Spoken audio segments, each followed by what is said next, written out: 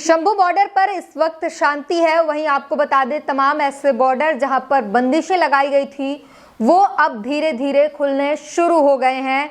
और इसी के साथ किसान नेता ने एक बेहद बड़ा संगीन आरोप लगाया है सरकार पर। उसने साफ कहा है कि हमारे साथ कोई साजिश करने की तैयारी चल रही है, हमारे बीच 200 लोग घुस आए हैं और वो किसी भी वक्त हमारे ऊपर हमला भी कर सकते हैं या किसानों का एक्सीडेंट करवाने का कुछ तो प्लान चल रहा है। ये बड़ा खुलासा किसान नेता ने किया है। आपको पूरी खबर विस्तार में बताएंगे। नमस्कार, मैं ब्यूटी गिरी और आप देख रहे हैं नेशनल दस्तक। जी हाँ, 13 दिन हो चुके हैं किसानों के आंदोलन को। शंभू बॉर्डर पर किसान अभी भी डटे हुए हैं। किसानों ने प्रेस कॉन्फ्रेंस करके बताई कि 26 तारीख को वो सरकार का पुतला फूकेंगे, फिर 27 तारीख को प्रेस कॉन्फ्रेंस करके 23 तारीख की अगली जानकारी देंगे। दिल्ली चलो मार्च अभी उनका थमा नहीं है और आगे की क्या कदम होगी वो उस पर आगे अपडेट देंगे। और इसी के साथ आज खबर ये आई कि तमाम वो बॉर्डर, शिंगू बॉर्डर कह लें या टिकरी बॉर्डर, तमाम कुछ बॉर्डर को जो कंक्रीट बॉर्डर जो बनाए गए थे, कंक्रीट बैरिकेड जो लगाए गए थे या फिर तमाम वो टैंकर, उसे हटाने की जो काम जो है वो पुलिस फोर्स ने अब शुरू कर दिया है और बॉर्डर को हर जगह से खोलना शुरू काम हो चुका है। और इसके कारण जनता को भारी राहत मिली है, उन्हें काफी राहत मिली है। आपको बता दें, दैनिक भास्कर ने लिखा है, दिल्ली हरियाणा के शिंगू और टिकरी बॉर्डर खुलने शुरू, कंक्रीट के दीवार तोड़ रही पुलिस। पंधेर बोले, किसान नेताओं के एक्सीडेंट हमले की साजिश हो रही है। तो ये बॉर्डर खुलने के साथ साथ किसानों पर कोई साजिश की तैयारी की जा रही है, इस पर भी संदेह अब शुरू हो गया है, क्योंकि सरकार ने जो है लगातार किसानों के साथ संघर्ष करने का मनमाने तरीके से, जिस तरीके से शंभू बॉर्डर पर हमने देखा वो तय किया था। और शंभू बॉर्डर पर सरकार और किसानों के बीच लगातार तनाव बनी हुई थी और अभी भी किसानों ने हार नहीं मानी है। वहां शंभू बॉर्डर पर वो डटे हुए हैं। आपको बता दें कि बीती रात को उन्होंने शुभकरण के लिए कैंडल मार्च निकाले थे और पूरे बॉर्डर पर कैंडल मार्च निकालकर उन्होंने श्रद्धांजलि दी, दुख भी जताया। और उसके बाद आगे का प्लान ये है कि वो पुतला जलाने का काम करेंगे 26 तारीख को, फिर 27 तारीख को प्रेस कॉन्फ्रेंस करके 29 तारीख के क्या कदम होंगे वो बताई जाएगी। एनबीटी भारत ने लिखा है, धीरे धीरे हट रही बंदिशें, बॉर्डर खोलने के बाद अब हरियाणा के 7 जिलों में बहाल हुई इंटरनेट सेवा। तो लगातार जो है आपको बता रहे हैं कि किस तरीके से जो तमाम राज्यों में, तमाम इलाकों में जो है इंटरनेट सेवा बंद की गई थी। और वहां शंभू बॉर्डर की अगर बात कर ले तो फोन के रिंग भी बहुत मुश्किल से हो पाते थे। इस हद तक किसानों को रोकने के लिए बंदिशें लगाई गई थी, वो अब धीरे धीरे खुलने शुरू हो गई हैं। और हरियाणा के 7 जिलों में इंटरनेट सेवा जो है वो बहाल कर दी गई है और बंदिशें अब धीरे धीरे खुलने लग गई हैं। वहीं पुलिस फोर्स की बात कर ले तो तमाम बॉर्डर से जो कंक्रीट और जो लोहे के बॉर्डर बनाए गए थे, जो लोहे के बैरिकेड और कंक्रीट के जो बैरिकेड लगाए गए थे, उससे हटाने का काम किया जा रहा है। वो तस्वीरें अब जो है आ रही हैं। वहीं टाइम्स नाउ भारतवर्ष ने लिखा है, आज शंभू बॉर्डर पर खनौरी में किसानों के मार्च का 13वां दिन है। इसे लेकर किसान नेता सरवन सिंह पंधेर ने कहा कि आज हम दोनों सीमाओं पर एक सम्मेलन करेंगे, क्योंकि हमने मांग की है कि कृषि क्षेत्र के WTO से बाहर किया जाना चाहिए। हम शाम को एक प्रेस कॉन्फ्रेंस करेंगे। तो लगातार हम आपको अपडेट दे रहे हैं इस पर, किसान आंदोलन पर। और इस वक्त जिस तरीके से तस्वीर आ रही है, इस वक्त बताया जा रहा है कि वहां पर शांति है, पुलिस फोर्स की तरफ से भी पहल की गई है और बॉर्डर खोले गए हैं। लेकिन शंभू बॉर्डर पर वही कंक्रीट और जिस तरीके से वो सब कुछ तैनात है। और किसानों के लिए जो दिल्ली में पुख्ता इंतजाम किया गया था कि दिल्ली आते ही उन्हें रोक लिया जाएगा, वो सब कुछ अब धीरे धीरे खुलना शुरू हो गया है। वहीं तमाम लोगों ने गुस्सा भी जाहिर किया है। लेकिन उससे पहले आपको बता दें कि किस तरीके से अभी हालिया जो अपडेट आ रहे हैं उसमें क्या कुछ कहा जा रहा है। किसान आंदोलन में शनिवार को 12वें दिन की स्थिति शांतिपूर्ण रही। दिल्ली जाने के लिए पंजाब के किसान शंभू और खनौरी बॉर्डर पर डटे हुए हैं। किसानों ने दिल्ली कूच का फैसला 29 तक टाल दिया है। किसान नेता सरवन पंधेर ने कहा कि इस पर उस दिन फैसला लिया जाएगा। और इसके बाद जो है पुलिस ने तमाम बैरिकेड जो लगाए थे वो हटा दिया और उन्हें आगे जाने का जो है, किसानों को नहीं लेकिन आम जनता के लिए तमाम बॉर्डर खोल दिए गए हैं।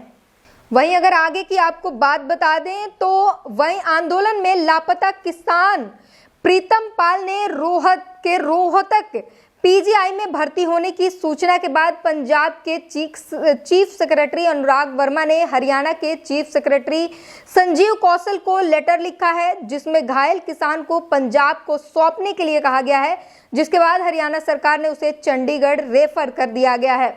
तो आपको बता दें, लापता होने की खबर थी प्रीतम पाल की और उसके बाद तमाम जो है गुस्सा भी इस पर जाहिर किया गया कि सिर्फ एक्शन लेने की जगह पर पंजाब सरकार जो है वह सिर्फ लेटर लिख रही है। और इस पर नवजोत सिंह सिद्धू ने भी काफी गुस्सा जाहिर किया है पंजाब सरकार पर। उन्होंने क्या कुछ लिखा है वो आपको पढ़कर सुना देते हैं। लंगर परोसने वाले पंजाब के किसान प्रीतम पाल सिंह को पीटा गया, कई चोटों के साथ क्रूर व्यवहार किया गया, फ्रैक्चर लावारिस पड़ा हुआ है, रोहतक के अस्पताल में कोई देखभाल नहीं की जा रही, पिता न्याय और हिरासत की गुहार लगा रहे हैं, राज्य इस जुल्म पर मूक दर्शक बना हुआ है, कानूनी हिरासत के लिए लड़ने की बजाय पत्र लिख रहा है, हरियाणा द्वारा अपहरण का विरोध कर रहा है, कमजोर मुख्यमंत्री भगवंत मान द्वारा हरियाणा को राज्य के अधिकारों और क्षेत्रीय संप्रभुता का सौम्य समर्पण, जुल्म सहना जुल्म करने से बड़ा पाप होता है। उन्होंने साफ गुस्सा जाहिर किया गया और लगातार वो किसानों के समर्थन में बोल रहे हैं, बयान दे रहे हैं और इस बार उन्होंने सीधा निशाना भगवंत मान पर किया है। वो बता रहे हैं कि सरकार को एक्शन लेना चाहिए हरियाणा सरकार के खिलाफ, लेकिन ये सिर्फ पत्र व्यवहार कर रहे हैं और नरमी बरत रहे हैं, इसलिए उन्हें कमजोर सरकार बताने का काम किया है नवजोत सिंह सिद्धू ने। वहीं अगर हरियाणा की अब बात कर ले तो रोहतक में किसानों का प्रदर्शन जो है वो शुरू हो गया है। हरियाणा के रोहतक किसानों ने सरकार के खिलाफ प्रदर्शन किया। उन्होंने हिसार में किसानों और पुलिस से टकराव को निंदनीय बताया। उन्होंने आरोप लगाया कि यह सब हरियाणा की भाजपा सरकार और आरएसएस की वजह से हो रहा है। तो हरियाणा के अंदर जो सरकार दावे करती है कि हम तो कई फसलों पर एमएसपी दे रहे हैं, वहीं हरियाणा के जो किसान हैं वो प्रदर्शन पर उतर आए हैं और वो साफ इसका विरोध कर रहे हैं जो कुछ इन सरकारों के द्वारा की जा रही है। और वो साफ अपने बयानों में कह रहे हैं कि सब भाजपा सरकार और आरएसएस की मंशा है, उनके सह पर ये सब कुछ हो रहा है, आरएसएस की वजह से हो रहा है। ये हरियाणा के किसानों ने रोहतक में प्रदर्शन के दौरान ये बयान दिया है। वहीं शिंगू बॉर्डर से भी बैरिकेड हटाई जा रही हैं। दिल्ली हरियाणा के शिंगू बॉर्डर को भी खोलने की तैयारी की जा रही है। यहां सर्विस लेन पर रखे सीमेंट को बैरिकेड को हटाए जा रहे हैं। किसानों ने दिल्ली कूच को 29 तक टालने के बाद पुलिस ने यह फैसला लिया है।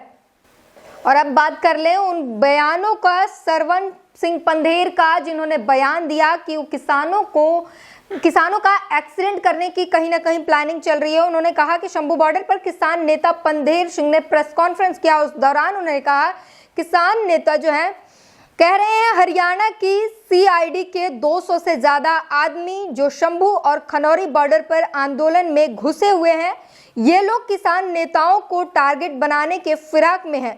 वह नेताओं का एक्सीडेंट करवा सकते हैं या फिर लड़ाई झगड़ा कर उन पर अटैक भी कर सकते हैं। सरकार से बातचीत पर पंधेर ने कहा कि हमारी तरफ से कोई भी डेडलॉक नहीं है, केंद्र सरकार की तरफ से है, वार्ता के बारे में वही बताएंगे।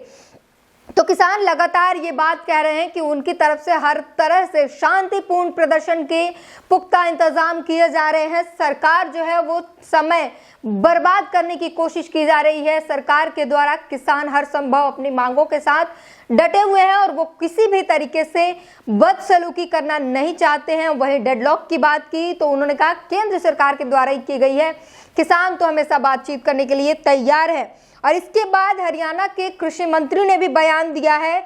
हरियाणा के कृषि मंत्री बोले हम 14 फसलों पर एमएसपी दे रहे हैं, पंजाब सरकार किसानों की समस्या हल करे। पूरी खबर आपको बता दें कि हरियाणा के भिवानी पहुंचे कृषि मंत्री जेपी दलाल ने किसान आंदोलन पर कहा कि हरियाणा देश में सबसे ज्यादा 14 फसलों पर एमएसपी दे रहे हैं। अरविंद केजरीवाल कहते थे कि पंजाब में सरकार बनाएंगे, फिर पंजाब में मैं खुद ही एमएसपी दे दूंगा। अब केजरीवाल और पंजाब सरकार अपने किसानों को समस्याओं का समाधान करें। किसान आंदोलन के नाम पर हरियाणा को रणभूमि ना बनाएं। उन्होंने साथ ही कहा कि दोनों पक्ष सरकार और किसान बातचीत से समाधान निकलेगा।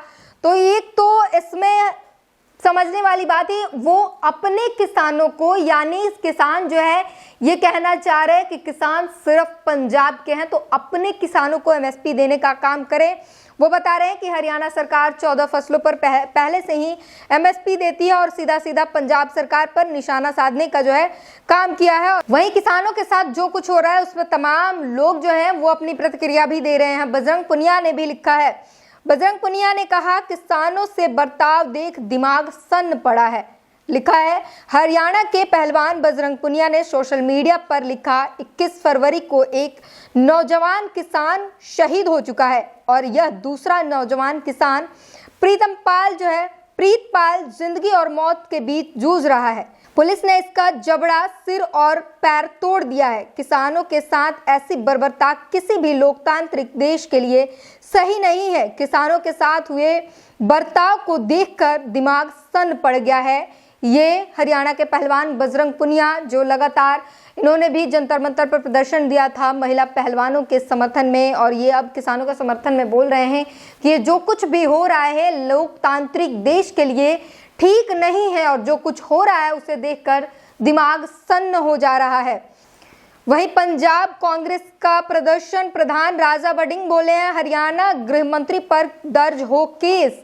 किसान आंदोलन में खनौरी बॉर्डर पर मारे गए युवा किसान शुभकरण सिंह के मामले में कांग्रेस की तरफ से आज संगरूर में प्रदर्शन किया गया। यह प्रदर्शन संगरूर एसएसपी दफ्तर के बाहर हुआ। इसमें कांग्रेस के प्रदेश प्रधान अरविंदर सिंह राजा वड़िंगा समेत कई सीनियर नेता व समर्थक शामिल हुए। इस दौरान हरियाणा के गृह मंत्री अनिल विज व पुलिस अधिकारियों पर केस दर्ज करने का मुद्दा उठाया गया।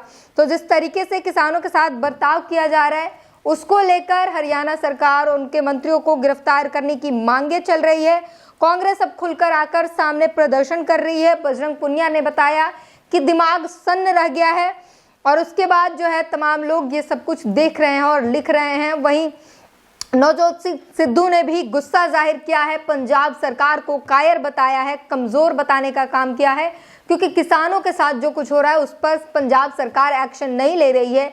इस बात का दुख हर किसी को है। पूरी बातचीत पर अपनी प्रतिक्रिया जरूर दीजिए। जो बॉर्डर खोले जा रहे हैं इस वक्त आम जनता को थोड़ी राहत मिली है, लेकिन किसानों का जो है समाधान अब तक नहीं हुआ है और किसान सीधे कह रहे हैं कि हम बातचीत करने के लिए तैयार हैं। केंद्र सरकार उन्हें उलझा कर रखना चाहती है। इन सारी बातों पर अपनी प्रतिक्रिया जरूर दीजिए। नेशनल दस्तक की आपसे गुजारिश है कि अगर इसको बचाना चाहते हैं तो नेशनल दस्तक को सब्सक्राइब करने के लिए रेड कलर के सब्सक्राइब बटन को दबाएं, फिर बेल आइकन की घंटी दबाएं। नेशनल दस्तक को बचाने के लिए बहुत जरूरी है कि हर खबर को शेयर करें, लाइक करें, कमेंट जरूर करें।